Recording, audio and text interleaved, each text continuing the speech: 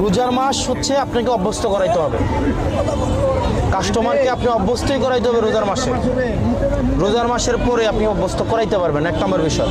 2 নম্বর বিষয়, আপনার প্রশাসনের কাছে সরাসরি অর্ডার আছে, ওনারা আজকে আসতো। আমার আজকে আইন শৃঙ্খলা এবং সমন্বয় মিটিং ছিল, গাড়িটা মাথায় আছে। আমার কথা হচ্ছে আমি আপনার ভাই এটা ওনাকে আমি শোনেন ভাই, একটা বিষয় বুঝেন, আমি না পাইরা আমি এনে আইছি না। আর আপনাদের কাছে কিন্তু আমি বারবার অনুরোধ করতেছি,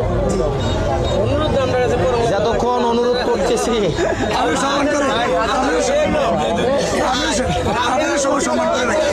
ভূমিকা করে ফেলেন আপনি দায়িত্ব নেন কাকু।